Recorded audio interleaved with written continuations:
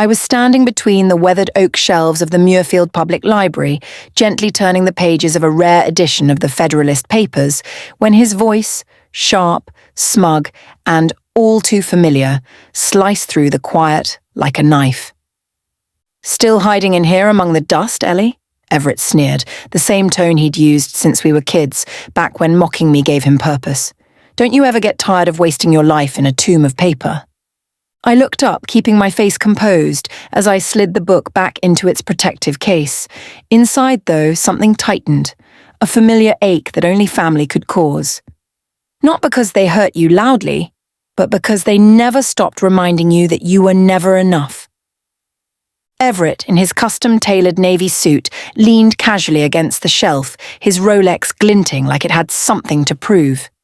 He looked completely out of place here, in my quiet sanctuary.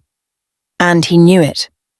"Mom sent me," he said, adjusting his cufflinks. "Wants to make sure you don't embarrass the family at the anniversary party tonight. Though, honestly, it might be too late for that. Dad's still trying to explain to his golf buddies how he ended up with a librarian for a daughter." I let the words wash over me like cold rain. I'd heard worse. I was the Langford family's designated disappointment, the only one who had chosen books over business, solitude over social climbing. But that's what they never understood. I hadn't chosen failure. I had simply chosen silence. "I'll be there," I told him, standing straighter. "And I'll be dressed appropriately." "See that you are?" He smiled like a man who thought he'd already won. "Tonight's a big night. I'm announcing my 4th acquisition this year. Langford Capital is officially a conglomerate now. Dad's going to be over the moon." I nodded, keeping the tremor in my hands out of sight. If he noticed, he said nothing. "That's great, Everett. Congratulations." He didn't even pretend to care about my response. "You know, it's not too late for you to do something useful. Maybe run the corporate library, finally put that love for knowledge to work." The word knowledge practically dripped with contempt. I smiled, thinking about the encrypted laptop locked away in my office, the offshore entities registered under a name no one in this city would recognize, and the acquisition deal set to close in less than 24 hours. "I'm happy where I am," I replied. Everett shrugged and turned toward the exit. "Your loss. 7 sharp, Ellie. And try not to bring a book this time." After he left, I waited 5 minutes. Habit, not paranoia, before heading back to my office. From the outside, it was exactly what they expected. Modest, dusty, quaint. No one ever noticed the reinforced locks or the custom-built machine that could outpace most hedge fund servers. With the door locked behind me, I opened my laptop and connected to a secure network. 3 video windows appeared instantly. Zurich, Hong Kong, Seattle, each waiting on my go-ahead. "Good morning, Ms. Langford," my assistant's voice came through clear. "The Marquee Tech deal is ready for final authorization." "Thank you, Amanda," I said, scanning the digital contracts. "Has legal signed off?" "Yes, ma'am." "We're green across the board. Press release is prepped. We're just waiting on your word." I glanced at the clock. 5 hours until my family's celebration. Plenty of time. "Schedule the sign-off for tomorrow morning," I said. "Let's make it loud." Amanda hesitated. "Are you sure about the timing?" I thought about Everett's smug face, about years of being dismissed with a smile. "Yes," I said. "Tomorrow morning will be perfect." The Muirfield Library closed at 5, and by 6:30 I was standing in front of a full-length mirror at home, watching Maria, my longtime stylist, finish the final touch on my hair. Her salon sat atop a quiet brick building I owned through a holding company no one ever connected to me, and she was one of the very few people who knew who I really was, beneath the cardigan and flats. As she adjusted a pin behind my ear, she smiled knowingly. "Family event?" she asked, catching the tension I was trying to hide. "The Langford's anniversary," I replied, my voice even. "Everett's planning to make a big announcement. Again." She raised an eyebrow. "Let me guess. Another acquisition?" "4th this year, apparently," I said, reaching for the navy blue dress I'd had tailored just for tonight. "He wants everyone to think he's the future of the family. He doesn't realise the game he's playing ended hours ago. Maria let out a soft laugh, though there was an edge to it, like someone sharpening a blade. So he doesn't know? Not yet. But he'll find out soon enough. By the time I stepped out of my apartment, I looked every bit the well-groomed, underachieving daughter trying to prove she still had a place at the family table. The dress, a midnight blue Elbridge original with subtle satin piping, was elegant, but not flashy. The jewellery, heirloom pearls and a watch too understated to seem expensive, was chosen with care. My shoes were leather pumps from a local boutique, comfortable yet refined. I arrived at the Langford estate, where the driveway was already lined with foreign cars and familiar names, and handed the keys to my Audi to a valet who barely concealed his disappointment. He probably expected a Bentley or a Porsche, something befitting a Langford. That was the point. Jenkins, our butler since childhood, greeted me at the door with a practiced smile. "Miss Ellie, your parents are in the main hall. They've been expecting you." The house looked like something torn from a 19th century aristocracy fantasy. Polished mahogany floors, oil portraits of ancestors who had fought in wars and founded banks, and chandeliers that seemed to sigh under the weight of old money. I could hear the clinking of crystal, the soft hum of a string quartet, and the kind of laughter that came not from joy, but from entitlement. My mother, Eloise Langford, stood beneath the grand staircase in a floor-length ivory gown that did little to soften her rigid posture. "Ellie," she said, giving me a once-over, "you look presentable." From her, that was practically a standing ovation. "Happy anniversary, Mother," I said, kissing her cheek lightly. "You look radiant." She barely acknowledged the compliment. Her attention was already drifting toward her guests, scanning the room to make sure no one was out of place. "Your father is by the fireplace," she said absently. "Do say hello before you disappear into the shadows." I walked through the crowd, accepting air kisses and awkward questions about my little job at the library. The same people who used to come to our pool parties when I was 12 now looked at me like a curiosity, someone who had failed to bloom. I smiled, nodded, and moved on. My father, Richard Langford, was in his usual spot by the hearth, surrounded by golfing buddies and former board members who still measured success by handshake deals and the number of zeros on an estate valuation. His booming voice greeted me before I even saw him. "There's my girl," he said, pulling me into a hug that reeked faintly of scotch and cigar smoke. "You still hiding away with those books?" "Still preserving knowledge, Dad," I said with a smile. "Someone has to keep history from slipping through the cracks." A man beside him, Harold Prescott, if memory served, let out a chortle. "Still with the library? Thought you'd have grown out of that phase by now."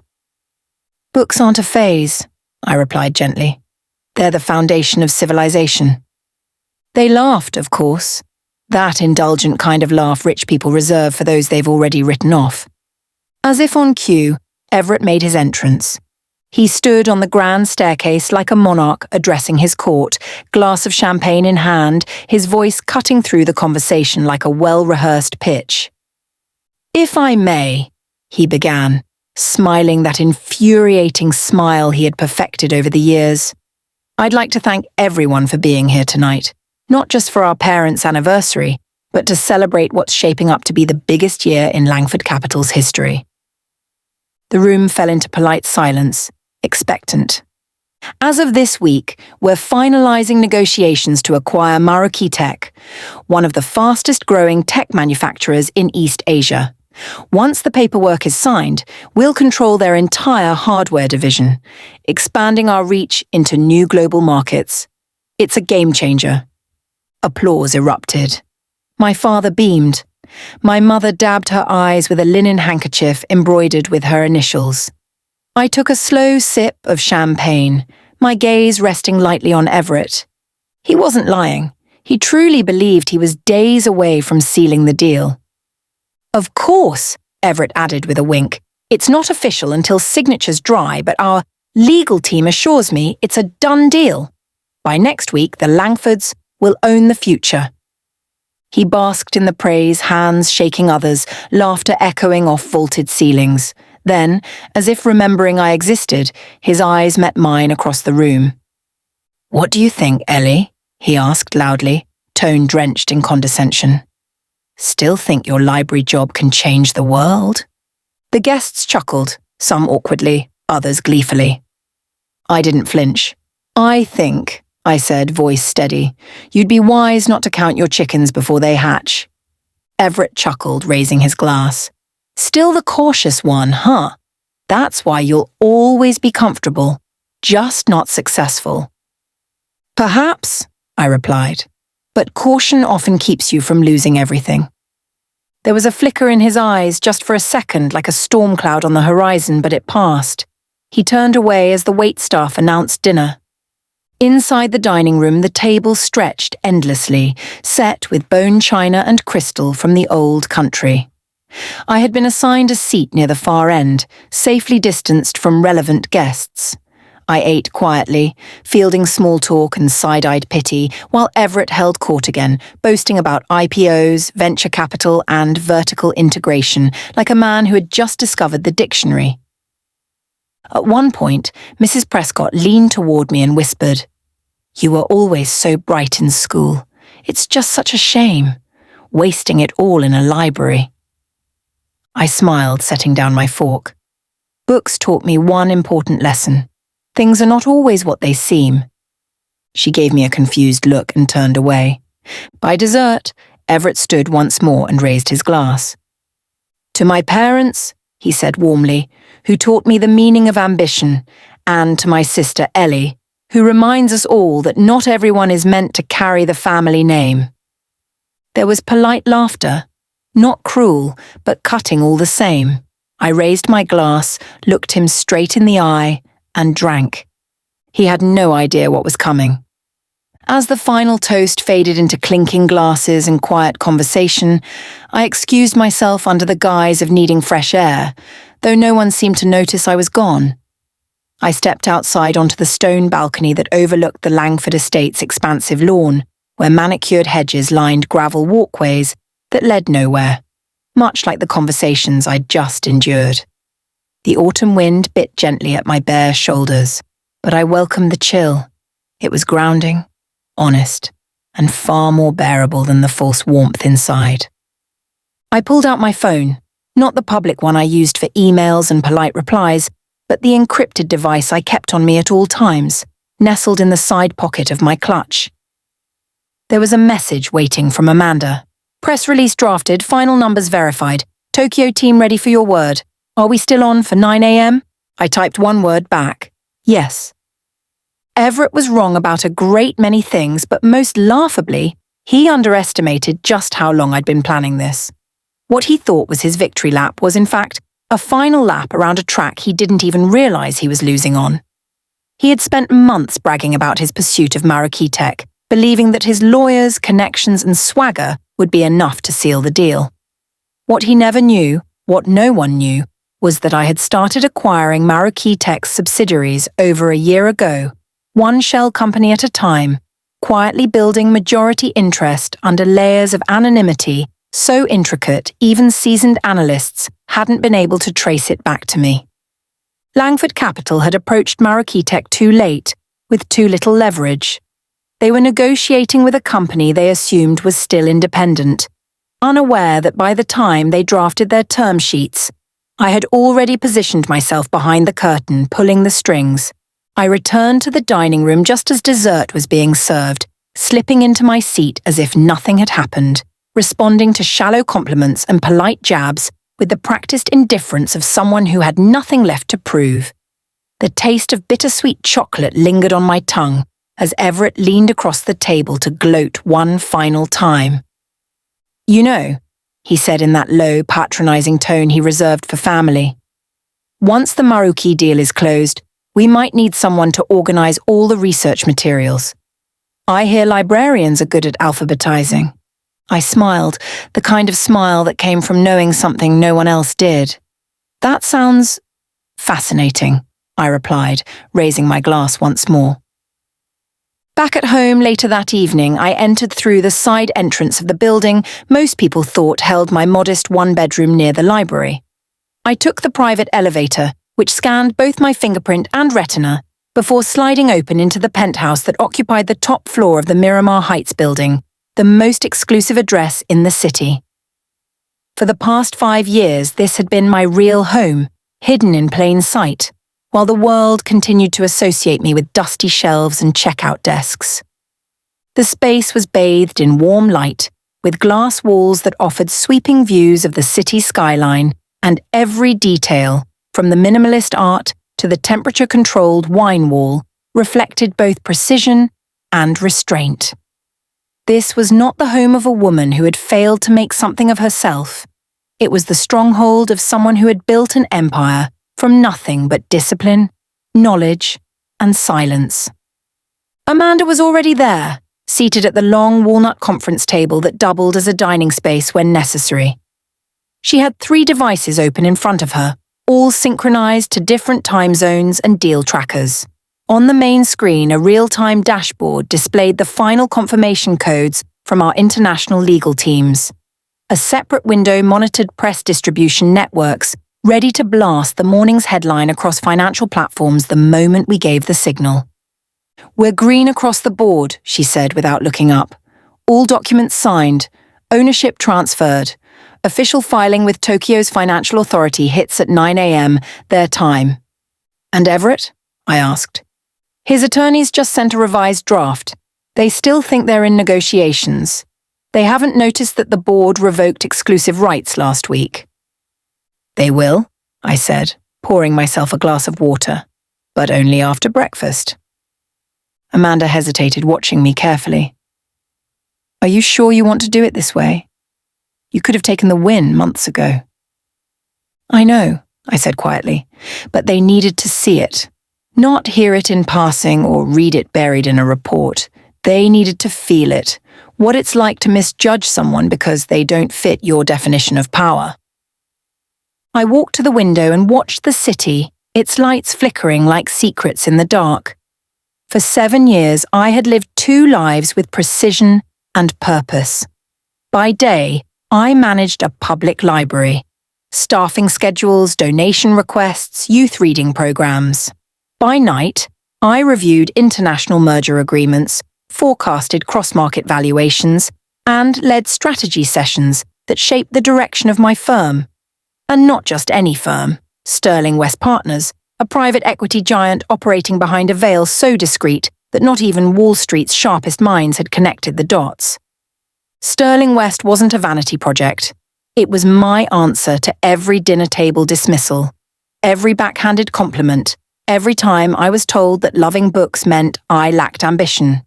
It was a fortress built out of knowledge, quiet labor, and the refusal to let bitterness rot the foundation. And tomorrow, when the world discovered the face behind the empire, they wouldn't just see a librarian. They'd see someone who had been listening all along, remembering everything, and waiting for the exact right moment to speak. The morning air felt unusually crisp as I stepped through the revolving glass doors of the Muirfield Public Library, just as I had every weekday for the last 7 years. The building's marble foyer, always quiet at this hour, greeted me with the familiar echo of my low-heeled shoes, each step reverberating off the old walls like a private declaration. The regulars, Mr. Bennett, who read the obituaries before the headlines, Martha, who borrowed the same gardening book every week, nodded their usual greetings, entirely unaware that their head librarian was about to set off a chain of events that would send shockwaves through the financial world. Amanda was already waiting in my office, dressed in one of her carefully neutral suits that allowed her to blend in among the shelves. Her presence, while unassuming to everyone else, marked a turning point. Here, in this modest space lined with biographies and historical archives, sat the woman who served as chief operating officer of a multinational financial conglomerate. Quiet, loyal, brilliant. "All systems are green," she said, eyes on her tablet. "The Tokyo team confirmed signatures at 8:58. Ownership transfer has been logged with the regulatory board." "And the release?" Scheduled for 9 a.m. Eastern Standard Time on the dot. Media wires, financial outlets, digital banners, investor alerts. Everything goes live in 60 seconds. I took a breath, not to steady nerves, but to mark the moment. I had visualized it for years, played it over in my mind during long subway rides and family dinners where I'd been politely ignored. I didn't imagine it feeling this quiet, this still. But I realized, in that silence, was power. Not the kind that needed applause or titles, but the kind that changed rooms simply by walking into them. At precisely 9 a.m., Amanda tapped her screen. A cascade of digital signals exploded across the globe. Within seconds, headlines took over the front pages of financial media. Sterling West acquires Marukitech in surprise $38 billion deal. Global markets rattled by mystery firm's bold move. Founder of Sterling West revealed Eleanor Langford, librarian turned titan. My office phone lit up almost immediately, followed by my mobile. The first name to appear was one I had been expecting. Everett, I answered, letting the silence hang for a moment. "What the hell is this, Ellie?" he barked, not even bothering with pleasantries. "Is this some kind of twisted joke? Sterling West? You're listed as the CEO. That can't be real." "Good morning to you too, Everett," I replied, my tone calm, almost amused. "I take it you've read the news?" "This is insane," he spat. "I've been negotiating that deal for months. Our lawyers just sent over the final draft 2 days ago. You can't just hijack a deal like that." "Hijack?" I let the word settle. "You might want to check the dates on your documents. Marukitech hasn't been on the open market for weeks. You were negotiating with empty promises, Everett. The company belonged to Sterling West before you ever walked into your first meeting." There was a pause, and I imagined him staring at a conference room full of stunned attorneys and blinking analysts, all scrambling to make sense of a game that had changed before they knew it started. "Who is we?" he finally asked, his voice low, brittle. "My team, my company, my empire." I delivered the words slowly, letting them land one after another, not for effect, but for clarity. "The one I built while you were too busy laughing at my library salary and calling me the family disappointment." Another long silence. Then, the line went dead. Amanda looked up from her tablet, a slight smile playing on her lips. "Think he'll call your parents or wait for them to call him?" "Neither," I said, stepping away from my desk. "They're probably already on the line." Right on cue, my personal cell buzzed with a call from Mother. "Home," I answered. "Eleanor Elizabeth Langford," she began, her voice more shrill than I had heard it in years. "What have you done?" "I've executed a legal, fully funded acquisition that strengthens our global positioning," I said dryly, knowing full well she wasn't asking for a business summary. "But I'm assuming you're not calling to congratulate me." "The Prescott family is calling us in a panic. Your father's golf club is demanding answers. The press is circling the estate. Do you realize the embarrassment you've caused? A librarian at the center of $1 billion acquisition?" "Mum," I said gently, "perhaps it's time to update your idea of what a librarian can be." She fell silent.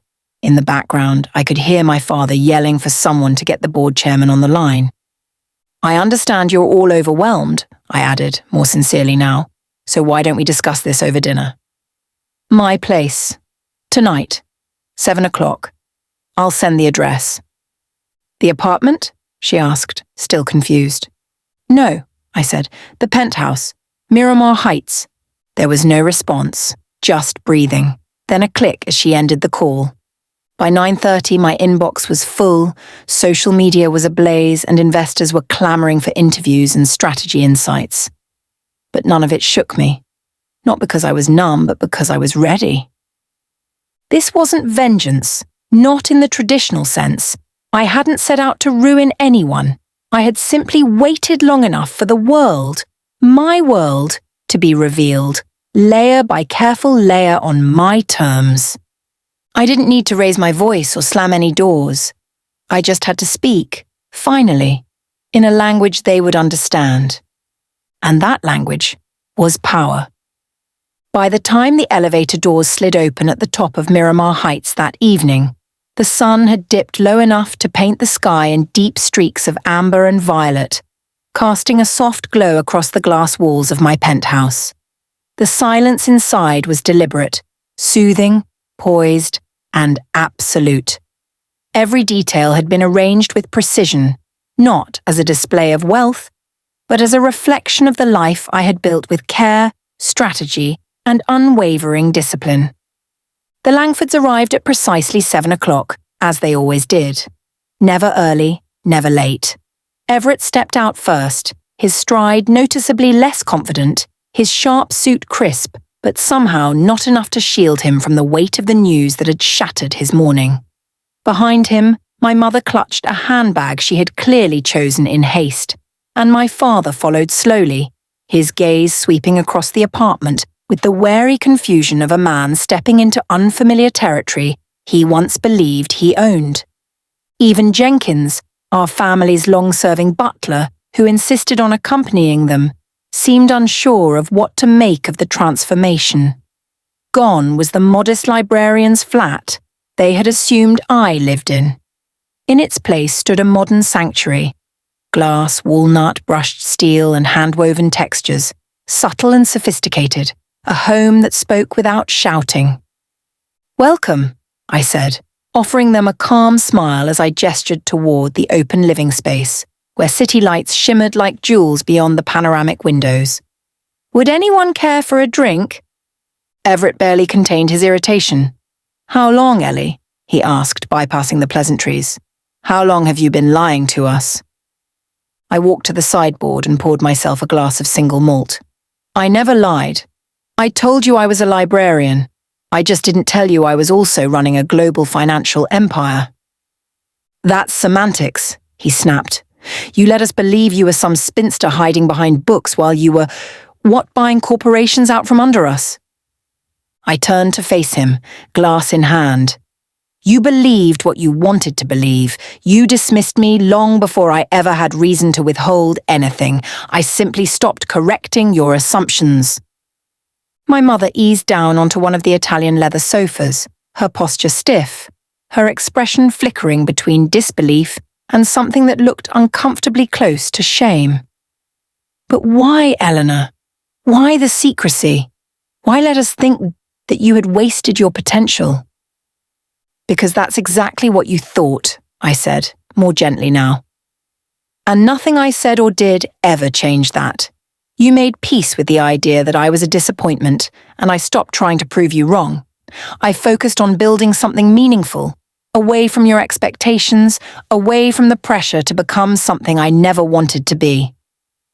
My father, who had been uncharacteristically silent, walked slowly toward the window and stared out at the city skyline. "All this time," he murmured. "All those headlines, those deals no one could trace. It was you?" I nodded. Sterling West Partners was my answer to everything you never saw in me. Every company we bought, every deal we brokered. It wasn't revenge. It was proof. That strength doesn't always look the way you expect. That silence isn't weakness.